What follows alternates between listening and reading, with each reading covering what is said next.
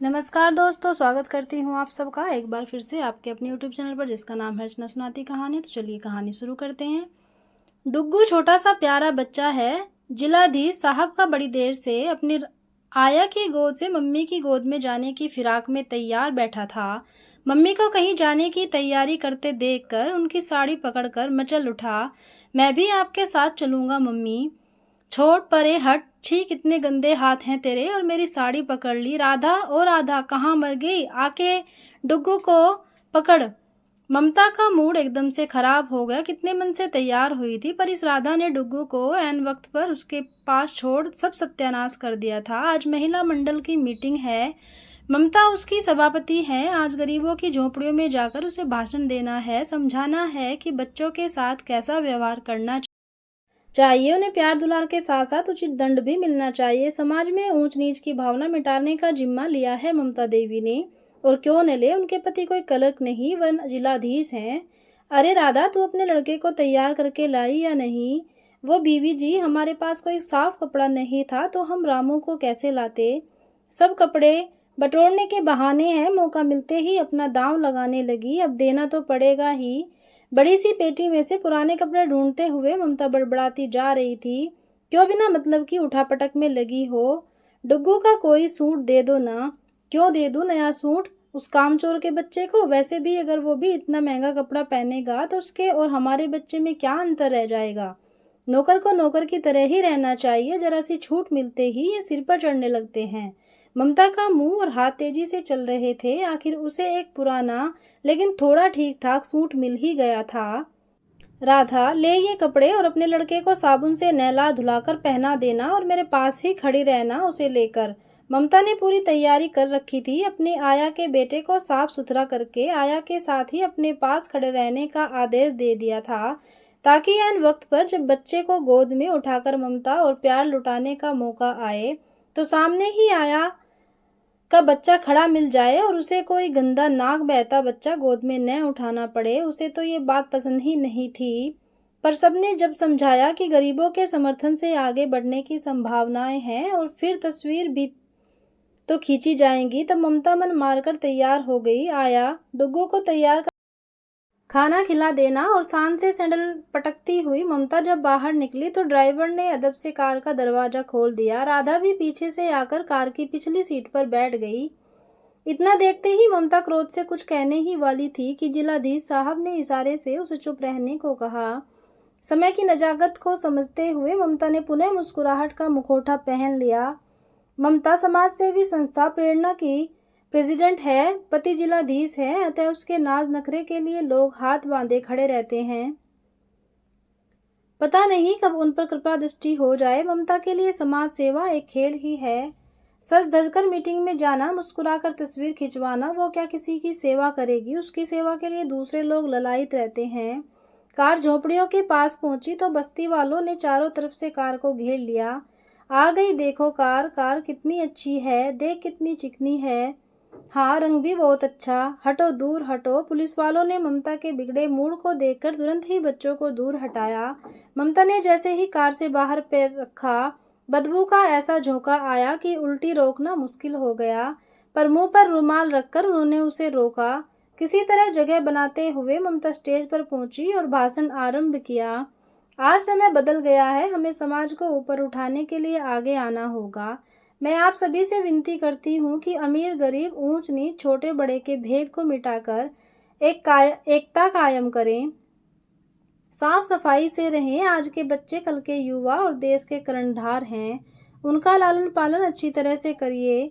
सबसे पहले बच्चे को आपकी जरूरत है, अतः उसको यथाशक्ति प्यार दुलार दीजिए, उसके साथ समय गुजारिए, तब दूसरे काम करिए। भाषण देते देते उसने नजर घुमाकर राधा व उसके बच्चे को ढूंढना चाहा, पर जब वे कहीं नजर न आए तब मजबूरी में उन्हें एक गंदे से बच्चे को जो पास ही खड़ा था गोद में उठाना पड़ा। मुंह से तो ममता ऊंच नीच मिटाने की बात कर रही थी, पर चेहरे से असलियत जाहिर हो रही थी। उनके साथ आई अन्य महिलाएं मन ही मन उनकी स्थिति देखकर मजे ले रही थी। शोभा ने विनीता से कहा, ममता का मूड क्यों उखड़ गया है? अरे मूड तो उखड़ना ही था, जिलाधीश की बीवी है तो जन्म भी किसी रईस घर में ही लिया होगा ना। अब इस गंदी बस्ती में आना ही उसके लिए सजा बन गई और उस पर राधा के बच्चे को बुखार चढ़ गया तो उसे लेकर वह घर चली गई। ममता को मन मार कर किसी गंदे बच्चे को उठाकर प्यार करना पड़ा। अचानक इस फेरबदल से और क्या होता पता है, राधा के बच्चे को घर से नहला धुलाकर सेंट लगाकर लाई थी बेचारी ममता। वाकई ममता उस दिन बेचारी बन गई। घर पहुंचकर बार बार साबुन से हाथ धोए पर ऐसा लगता रहा जैसे बस्ती की बदबू उसके तन बदन में भर गई हो। ये राधा की बच्ची भी कहाँ मर गई और मुझे उस नाक बहते हुए लार टपकाते बच्चे को गोद में उठाना पड़ा। मेम साहब, तभी राधा ने आवाज देकर आग में घी का काम किया। अच्छा तो आ गई महारानी, और आपके राजकुमार कहाँ हैं? क्या बताइए मेम साहब, अचानक बेटे को तेज बुखार हो गया और पेट में भी दर्द कहने लगा तो बिना आपको बताए जाना पड़ा। ममता ने हाथ नचाकर कहा, अरे थोड़ा बुखार ही तो था, मर तो नहीं रहा था। पता है इतनी अच्छी साड़ी का सत्यानाश हो गया, अब ड्राई क्लीन करवानी पड़ेगी। मेम साहब, कुछ पैसे मिल जाते तो डॉक्टर की फीस और दवाई का इंतजाम हो जाता। एक तो काम चोरी करती है और पैसे भी मांगती है। चल निकल यहाँ से। मेम साहब दया करो, मेरी तनख्वाह में से काट लेना, पर अभी दे दो। राधा ने उसके पैर पकड़ लिए। तनख्वाह का क्या मतलब? तेरे कारण मेरी इतनी कीमती साड़ी जो खराब हो गई, तनख्वाह के पैसे तो उसी में कट जाएंगे। राधा रोती जा रही थी और सोच रही थी कि अगर ऐसे ही लोग नेता बनकर देश चलाएंगे तो हम गरीब तो भूखे नंगे ही रह जाएंगे। दिखावे के लिए गंदी बस्तियों में जाकर बच्चों को फल बिस्किट बांटेंगे और घर में हम जो इतनी दिन रात उनकी सेवा करते रहते हैं, हमारे बच्चों के दवाई तक का पैसा नहीं, हमारी मेहनत की कमाई पर राज कर रहे हैं। ऐसा मुलम्मा चढ़ाकर जाती हैं बाहर दयालु प्रेमी सेवा भावी का, और घर में अरे ये हमें क्या देखेंगी, इनसे तो अपना बच्चा नहीं संभाला जाता। बेचारा रोते रोते सो गया, ये देश संभालेंगी। ममता देवी को वोट दीजिए। ममता देवी का चुनाव चिन्ह है बच्चा। बच्चा जो कल के राष्ट्र का कर्णधार है, बच्चा जो मासूम है, छलकपट भ्रष्टाचार आदि से अनभिज्ञ है। तभी तो ममता देवी ने अपना चुनाव चिन्ह बच्चा रखा है।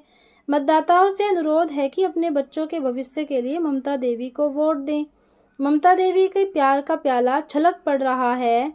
अब ये अलग बात है कि उसकी चंद बूंदें भी उनके बेटे डुग्गू के हिस्से में नहीं आ रही। क्या करे बेचारी, मजबूर है सुबह से शाम तक झुग्गी झोंपड़ियों के बच्चों को संभालने में। चुनाव प्रचार से बड़े बड़े नेताओं के मीटिंग से समय मिले तब तो घर देखेंगी। देश के लिए इससे बड़ा त्याग और क्या हो सकता है भला।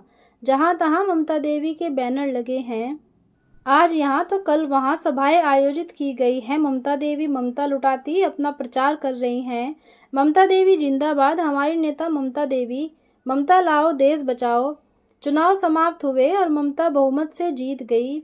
जगह जगह उनका अभिनंदन हो रहा है। घर पर भव्य पार्टी का आयोजन है जिसमें शहर के गणमान्य व्यक्तिगत आमंत्रित हैं। पार्टी पूरे जोरों शोरों से चल रही है। बाहर गरीब बच्चों का रेला उनसे मिलने,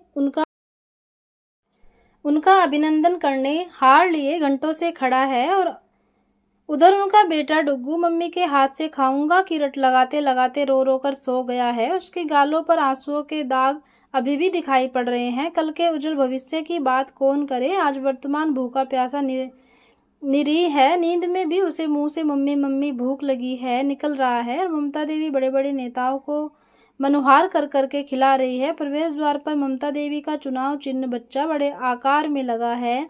तो दोस्तों, ये थी छोटी सी कहानी, बताना कैसी लगी। धन्यवाद।